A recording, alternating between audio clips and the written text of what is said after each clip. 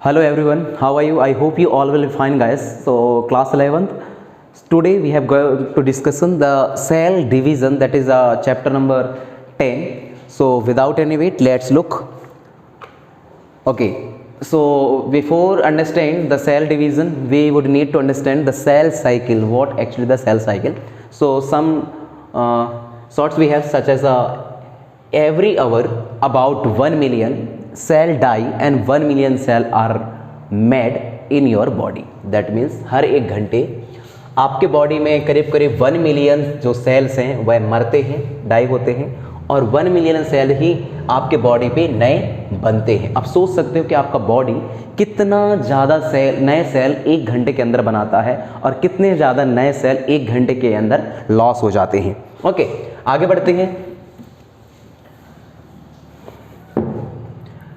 Okay, so that is the slide which are a part of the cell cycle. What he said that the through careful observation, यदि हम बहुत अच्छे से observe करें, scientists have identified a repeating cycle of event in the life of the cell. साइंटिस्टों ने देखा, अच्छे से ऑब्जर्व किया केयरफुल तरीके से, और उन्होंने देखा कि जो सेल हैं वह अपनी पूरी लाइफ लगातार रिपीट होते रहते हैं, लगातार नए सेल बनते रहते हैं, पुराने सेल मरते रहते हैं, कुछ सेल इंजरी होते हैं, उनको रिपेयर करते हैं। मतलब ये जो सेल की लाइफ है इसमें होने वाले इवेंट लगातार चलती रहती है। This cycle of event is called the cell cycle. और सेलों की यही इवेंट जिससे वो सेलों का मरना हो, नए सेलों का बनना हो, ओके, सेलों का रिपेयरिंग हो, ये सारा इवेंट को यदि हम एक सिंगल वर्ड में बात करें तो that is a cell cycle. Okay, next बात करते हैं cell cycle. Okay, now the next, ये देख सकते हो आप लोग, ये अच्छे से आपको दिखाया गया कि कैसे सेल जो है न्यू सेल से कैसे वह ओल्ड होते जाते हैं, मैच्योर होते जाते हैं और धीरे धीरे वह डाई होते जाते हैं। नेक्स्ट आगे बढ़ते हैं। Yes, that is a cell cycle diagram, जिसकी मदद से अपन लोग बहुत ईजिली तरीके से समझ सकते हैं कि सेल के लाइफ में नए सेल बनने के लिए कितने सारे अलग अलग फेजेस से उसको गुजरना पड़ता है। ओके, तो देखिए, that is a cell growth, 4 phases से उसको गुजरना पड़ता है, जिसको हम G1 फेज बोलते हैं, that is a first one. Second बोलते हैं S फेज, जिसको हम सेकेंड बोलेंगे। थर्ड अपन लोग बोलते हैं G2 फेज, और लास्ट अपन लोग बोलते हैं M फेज। ओके, तो ये 4 फेज़ों को आपको दिमाग में रखना है बच्चों। G1 फेज का भी अपने आप में एक इम्पोर्टेंट रोल है सेल साइकिल में, या नए सेल के बनने में उसका भी एक इम्पोर्टेंट रोल है। ओके, देन G1 के बाद आपका S फेज आता है। S फेज के बाद आप लोग बात करते हो G2 फेज की, क्योंकि G1 फेज से अपन लोगों ने सेल को बनने की जो प्रोसेस उसको स्टार्ट किया था। बस थोड़ा सा डिफरेंस ये है कि बीच में S फेज आ जाता है, जो कि सेकेंड फेज है आपके सेल साइकिल का। G2 फेज है, और G2 फेज के बाद आप M फेज की बात करते हो। और जब हम सेल डिवीजन के टाइप,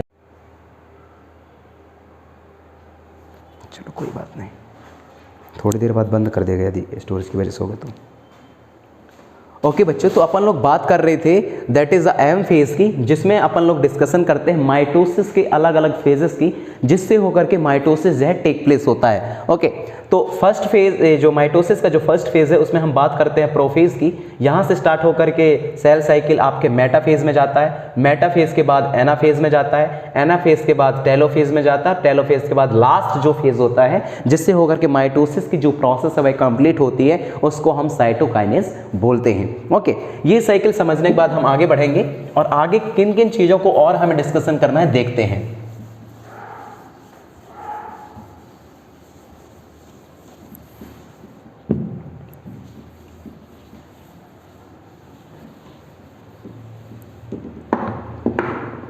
यस, ओके, सो हमने अभी सेल साइकिल के बारे में देखा, उसमें हमने अलग अलग फेजेस की बात की।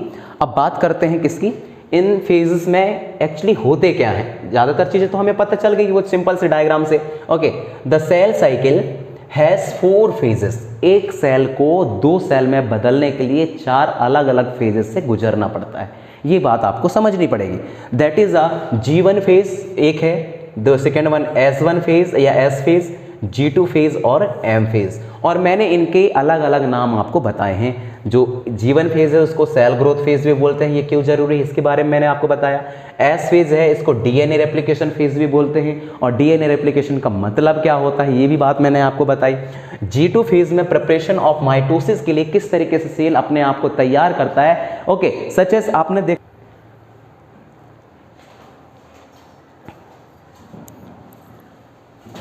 ओके अपन लोग बात कर रहे थे बच्चों इंटरफेस की, तो G1 फेज को, S फेज को और G2 फेज को कंबाइन तौर पर अपन लोग इंटरफेस बोलते हैं। ओके, अब ये दो डायग्राम आपके सामने हैं, इसके बारे में हमने ऑलरेडी डिस्कशन कर चुके हैं, आगे बढ़ते हैं। Okay, that is a chromosome. Chromosome के बारे में आपने सुना होगा।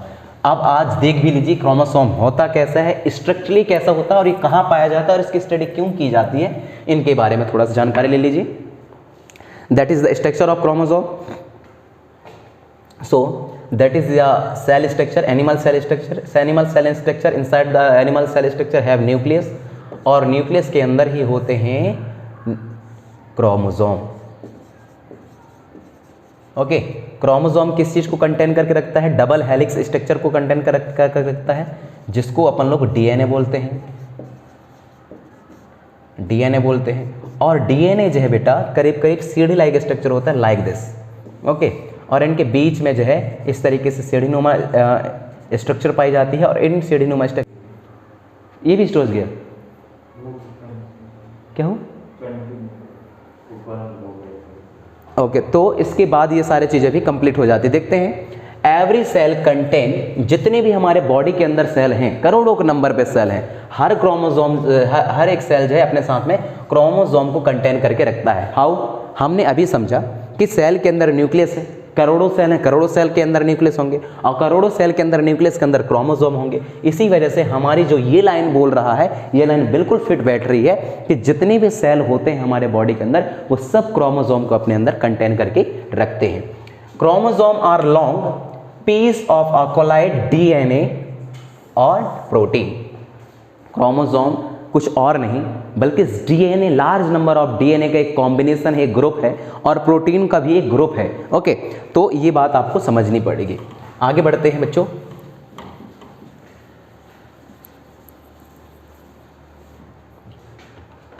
ओके, सो ये आप देख सकते हो, that is a cell. Cell के अंदर के जेनेटिक मटेरियल के अंदर किस तरीके से क्रोमोसोम एडजस्ट करते हैं अपने आप को, किस तरीके से रहते हैं। Okay, chromosome are only visible when the cell is divide. जो क्रोमोसोम है तभी हमें दिखाई देते हैं जब सेल डिवाइड होते हैं। ओके, उससे पहले हमें चीजें समझ में नहीं आती। When the cell is not dividing, पर बात तो ये सही है कि सेल जब डिवाइड होंगे तब हम क्रोमोसोम दिखाई देंगे, लेकिन जब सेल डिवाइड ना हो तब तो the DNA and the protein are the spread throughout the cell in the chromatin. Chromatin के सेल के अंदर जो डीएनए है और प्रोटीन है वह फैले रहते हैं। जब सेल डिवाइड नहीं होता तब की बात कर रहा हूं, और जब सेल डिवाइड होता तो हमने तो पहले ही देख लिया कि जो क्रोमोसोम है वह विजुअल होने लगते हैं, मतलब दिखने लगते हैं। आगे बढ़ते हैं। ओके, सो ये आप लोग देख सकते हो, ये इस तरीके से कॉइल लाइक स्ट्रक्चर रहते हैं, और एक्चुअली इसको जूम करके देखा जाए तो आपको कुछ इस तरीके से दिखाई देंगे, जो कि एक क्रोमोसोम का स्ट्रक्चर है। At the beginning of the cell division के स्टार्टिंग टाइम पे जो क्रोमोसोम रहते हैं वह कंडेंस रहते हैं इनटू द विजुअल स्ट्रक्चर, मतलब विजुअल स्ट्रक्चर रहता है, ये विजुअल दिख सकते हैं, कंडेंस रहते हैं, जुड़े रहते हैं। जब सेल डिवाइड होता है उसके बिगिनिंग टाइम पे हम इनको ऑब्जर्व कर सकते हैं। ओके, आगे बढ़ते हैं बच्चों।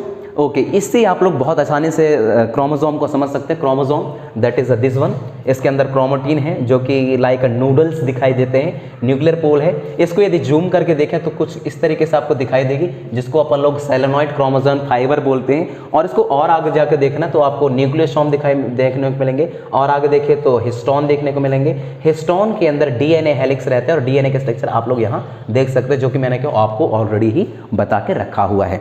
क्रोमोसोम को कंप्लीटली जूम करके देखें तो दैट इज एक एक्स तरीके का इसका स्ट्रक्चर रहता है, like x, alphabet x. Okay, और इसमें टेलोमेयर बोलते हैं इसके एक हिस्से को, बीच वाले हिस्से को जहाँ से ये चारों हिस्से, चारों कॉर्नर जुड़े रहते हैं, उसको अपन लोग सेंट्रोमेयर बोलते हैं, that is the arms. Okay, और नीचे वाला कंडेंस्ड क्रोमोसोम्स कह सकते हैं अपन लोग। ओके, आगे बढ़ेंगे और इसके बारे में और डिस्कशन करेंगे, देखते हैं।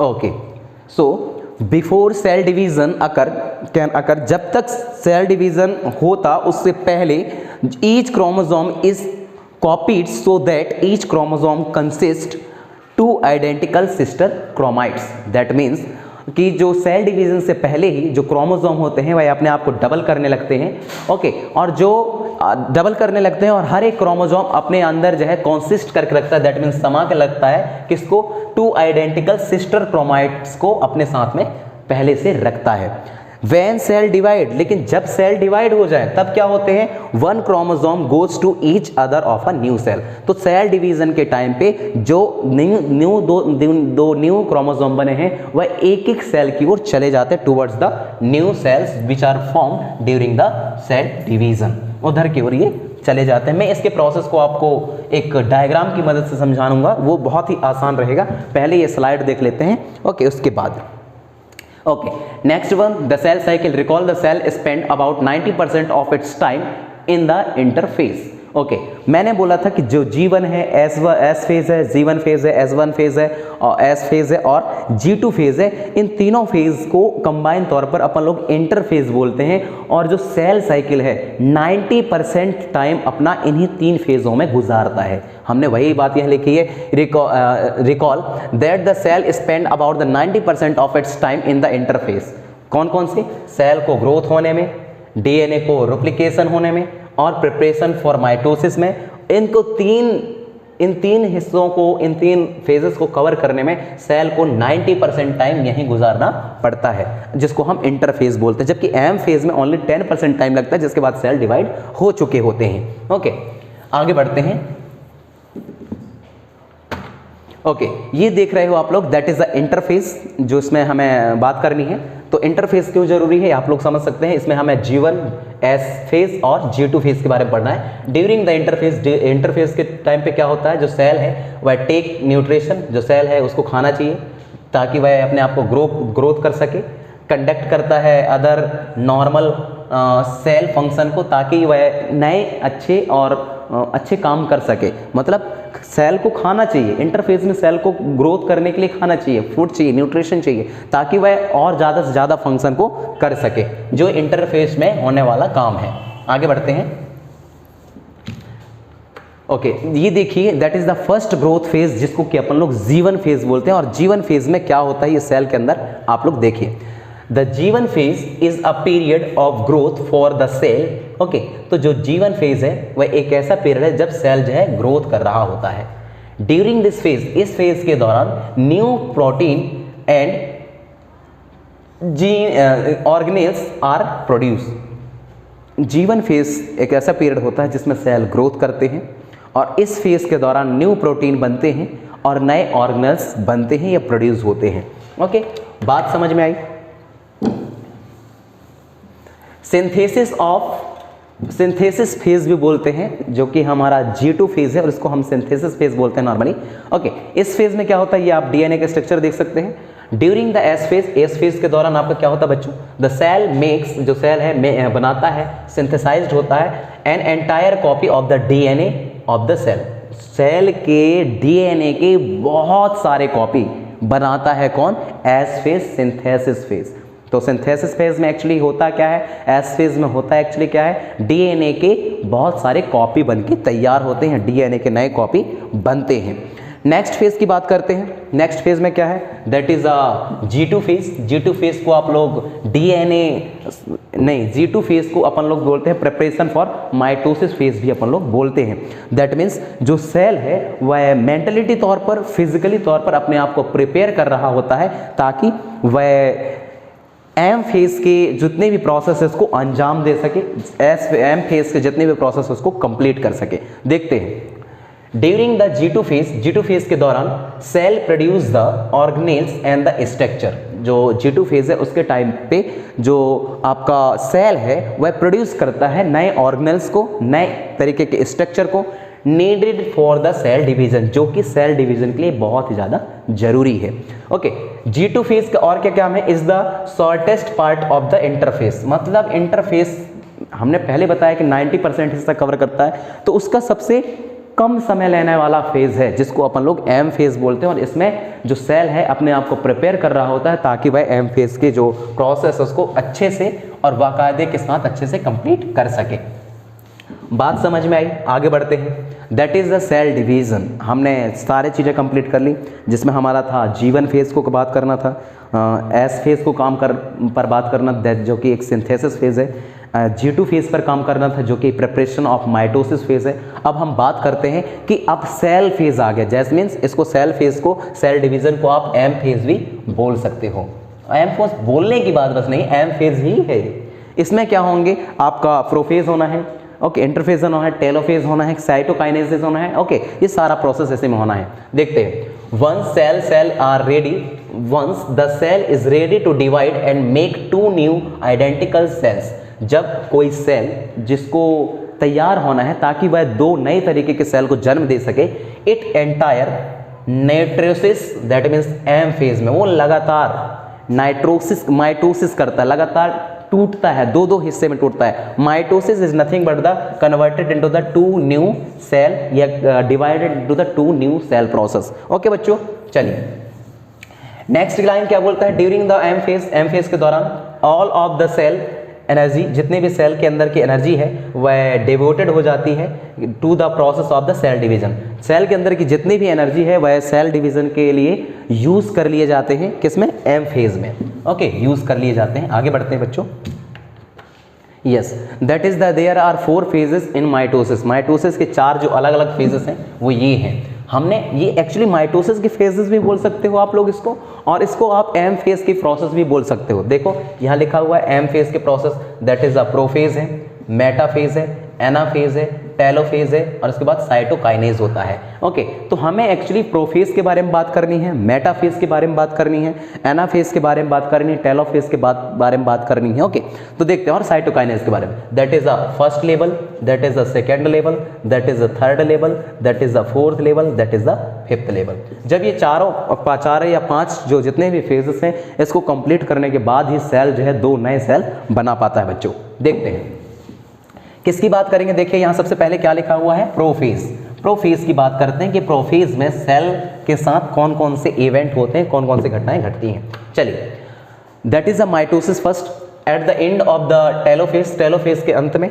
ओके, ये कैसे अचानक से आगे देखते हैं 17, ठीक है, ये तो सही है। टेलोफेज मतलब वो सारा प्रोसेस कंप्लीट हो जाने के बाद टेलोफेज के जो अंत में है 2 डॉटर सेल आर फॉर्म, 2 नए डॉटर सेल बन चुके होते हैं, each containing identical genetic information, और दोनों सेल के पास जो है खुद की जेनेटिक इंफॉर्मेशन होते हैं। ओके, 2 जेनेटिक इंफॉर्मेशन होते हैं। आप यहाँ देख सकते हो 2 सेल बन चुके हैं टेलोफेज के आते आते तक, और इसके अंदर भी जेनेटिक मटेरियल है और इसके अंदर भी जेनेटिक मटेरियल है। मतलब एक सेल वाला जेनेटिक मटेरियल 2 नए सेलों के साथ जेनेटिक मटेरियल में बदल गए, और जो जेनेटिक मटेरियल दैट मीन्स जो डीएनए कॉइल था वो दोनों में इक्वल तरीके से पार्टिसिपेशन ली, दोनों में इक्वल तरीके से डिस्ट्रीब्यूट हो गया।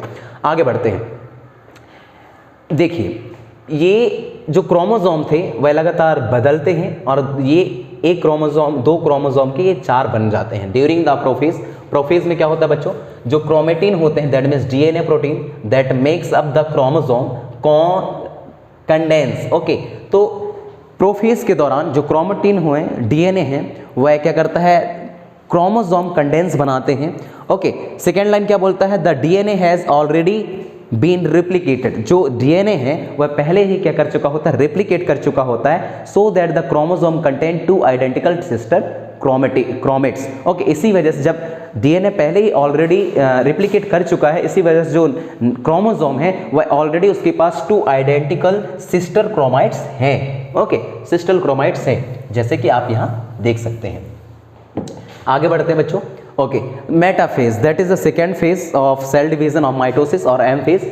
ड्यूरिंग द मेटाफेज, मेटाफेज के दौरान क्या होता है? Chromosome line up at the centre of the cell, cell के बीचों बीच से जो वो है क्रोमोसोम है वह लाइन बनाता है, ये आप देख पा रहे हैं सेंट्रो क्रोमोसोम के बीचों बीच से लाइन बना रहा है। दूसरा क्या है, स्पेंडल फाइबर जो है एक्सटेंड होता है, दैट मीन्स बढ़ते हैं, विस्तार करते हैं फ्रॉम द पोल, पोल की ओर ये बढ़ते जाते हैं, ये वाला हिस्सा पोल कहलाएगा, ये वाला हिस्सा पोल कहलाएगा, दोनों से खींचते चले जाते हैं। ओके, और बीच में एक लाइन बनती है क्रोमोसोम के बीच में, जो हमने लाइन बनाई और दोनों साइड से खींचते चले जाते हैं from the pole of the cell and attach to the centromere of the each chromosome. और ये वाला हिस्सा और ये वाला हिस्सा किससे कनेक्ट रहते हैं, क्रोमोसोम के सेंट्रोमियर से। क्रोमोसोम कैसा है, मैंने बोला एक्स तरीके से होता है, और इसके बीच वाले हिस्से को क्या बोला जाता है, सेंट्रोमियर से बोले जाते हैं। तो सेंट्रोमियर से दोनों क्रोमोसोम अटैच रहते हैं बच्चों।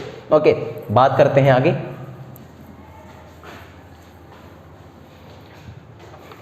ओके, ये देख पा रहे हो आप लोग, ये बहुत अच्छे तरीके से इसमें दिखाया गया है कि कैसे जो क्रोमोसोम है अपने आप को सेपरेट कर ले रहे हैं। Okay, that is called the anaphase. Anaphase में बिल्कुल जो क्रोमोसोम है अपने आप को सेपरेट करने लगते हैं। तो यहाँ देखिए, जो आपके पास 4 क्रोमोसोम थे, बीच में लाइन अप हुआ था, एक्सपेंड हुए थे, और दोनों ओर के जो सेंट्रोमियर है वो अपने आप को खींच रहे थे पोलों को। अब खींचने की वजह से बीच वाला जो हिस्सा है वह अलग हो जाएगा, और आधे से ज़्यादा क्रोमोसोम इस साइड चले जाएंगे, लेफ्ट साइड चलेंगे, और आधे से ज़्यादा क्रोमोसोम राइट साइड चले जाएंगे। एनाफेज में होता क्या है, during the anaphase the sister chromites separate at the centromere. Centromere से जो है सिस्टर क्रोमाइट्स, दैट मीन्स बनने वाले नए क्रोमोसोम को सिस्टर क्रोमाइट्स बोला जाता है। सेंट्रोमियर से ये दोनों अलग अलग हो जाते हैं, सेपरेट होने लगते हैं। द सेपरेटेड क्रोमोसोम, जो ऐसे क्रोमोसोम जो सेपरेट हो चुके हैं, pulled to the opposite end of the cell, मतलब दोनों साइड, एक साइड सपोज एक साइड इधर खींच रहा है तो उसके जस्ट अपोजिट साइड पे दोनों साइड से पुल अप होते हैं, मतलब खींचते हैं। ओके, तो दोनों साइड से ऐसा लग रहा है कि इनको कोई खींच रहा है। यहाँ देखो, ये वाले हिस्से में ऐसा लग रहा है कोई दोनों साइड से इसको खींच रहा है, और बीच में कुछ गैप बनते जा रही है। ओके, यही बात कहाँ, ये वाला प्रोसेस और यही बात कहाँ कंप्लीट होती है बच्चों, आपका एनाफेज में कंप्लीट होती है। एनाफेज के बाद आपका कौन सा फेज बचता है, देखते हैं। एनाफेज के बाद आपका टेलोफेज और साइटोकाइनेज वाला फेज बचता है, और इस फेज में एनाफेज कंप्लीट होने के बाद ये वाला हिस्सा जो है बीच में दरारें पड़ने लगती हैं सेल के। ओके, क्यों, क्योंकि इनके क्रोमोसोम अलग हो गए हैं, इनके जेनेटिक मटेरियल अलग हो गए हैं, आधे से ज़्यादा चीज़ तो इनके ऑलरेडी अलग हो गए हैं। अब इनका एक ऐसा टाइम है ये जिससे ये पूरी तरीके से फिजिकली तौर पर ये अलग हो जाएं। ओके, तो जो टेलोफेज है और साइटोकाइनेन फेज है, तो टेलोफेज में क्या होते हैं, during the telophase cell divided into the cytoplasm, cytoplasm में डिवाइड हो जाता है, कितने, 2 नए पोर्शन पे, 2 नए पोर्शन पे साइटोप्लाज्म में डिवाइड हो गया। इस प्रोसेस में स्प्लिटिंग होती है साइटोप्लाज्म की, और जिसको अपन लोग क्या बोलते हैं, साइटोकाइनेज बोलते हैं। ओके, नेक्स्ट पर बढ़ते हैं बच्चों। यस, इस वाले डायग्राम पे आप बहुत अच्छे से समझ सकते हैं। देखिए, वो दरार थोड़ा सा और बढ़ गया, ये देखिए इधर से। अब इनका एक ऐसा टाइम है कि बीच से एकदम से ये टूट करके अलग हो जाएंगे और 2 नए सेल बन जाएंगे। ये देखिए, अब आपको बहुत कम ही गैप यहाँ दिखाई दे रहा होगा, जिसके खुद के क्रोमोसोम अलग हैं, इसके क्रोमोसोम इधर अलग हैं। ओके, और इसके साथ में बीच से ये टूटने वाला है। और लास्ट वाला स्टेज देखिए कि ये दोनों ही नए सेल आपस में सेपरेट हो गए हैं, और माइटोसिस वाले प्रोसेस में यही होता है कि एक सेल से 2 नए सेल बनकर तैयार होते हैं। हमने सेल साइकिल में कौन कौन से फेजेस पार्टिसिपेशन लेता है ये समझा, सेल साइकिल में किस किस फेजेस में कौन कौन से काम होते हैं ये समझा, और माइटोसिस वाले प्रोसेस को यहाँ अपन लोगों ने बहुत इजी और आसान और इजी लैंग्वेज में बहुत अच्छे से समझा। नेक्स्ट वाली वीडियो में हम बात करेंगे मियोसिस प्रोसेस की, और आप लोगों को पता होना चाहिए मियोसिस एक ऐसा प्रोसेस सेल डिवीजन का जिसमें एक सेल से 4 नए डॉटर सेल बनते हैं, और वो भी हैप्लॉइड। तो वो कैसा होगा प्रोसेस, उसके लिए आपको वेट करना पड़ेगा, क्योंकि उसके बारे में अपन लोग नेक्स्ट डे डिस्कशन करने वाले हैं। मैं आपको एक पिक्चर दिखाने वाला हूं जिसमें आप लोग आसानी से माइटोसिस वाले प्रोसेस को समझ पाएंगे।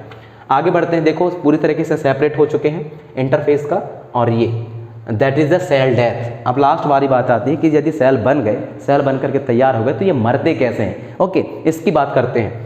The cell cycle regulate long life of the cell life. जब तक सेल की जीवन रहती है तब तक सेल साइकिल लगातार चलती रहती है। Okay, some time cell die, कुछ टाइम ऐसे होते हैं जब सेल मर जाते हैं, because they have suffer injury and the damage that can not be prepared. That means क्योंकि कुछ टाइम ऐसे होते हैं जब सेल बहुत ही क्रिटिकल कंडीशन से गुजर रहा होता है, जैसे कि उसको किसी तरीके की बीमारी हो जाए या तो किसी तरीके के इंजरी वाली समस्या हो जाए, ऐसे ही केसेस पर जब अपने आप को प्रिपेयर करने में सक्षम नहीं होते, उनके पास इतनी कैपेसिटी नहीं होती कि वह दोबारा से अपने आप को प्रिपेयर कर सकें, घाव हो गए उनको भर सकें, किसी तरीके से बीमारियों से अपने आप को सुरक्षित कर सकें, तो ऐसे केसेस पर सेल जो है डाई हो जाते हैं, मर जाते हैं।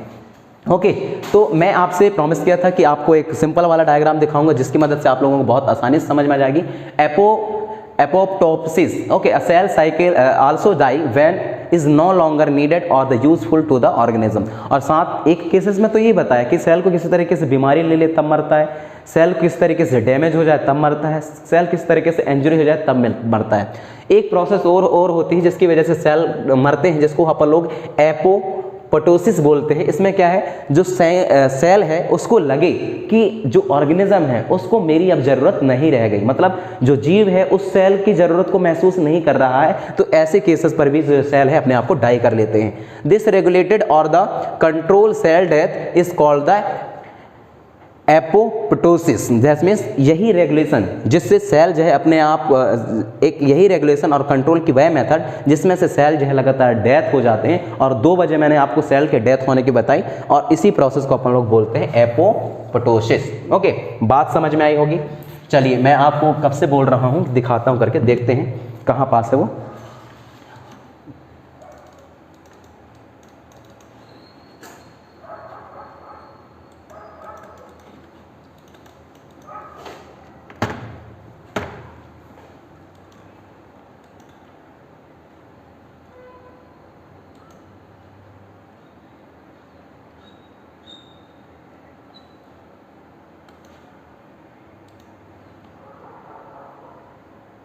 Mitosis, that is mitosis.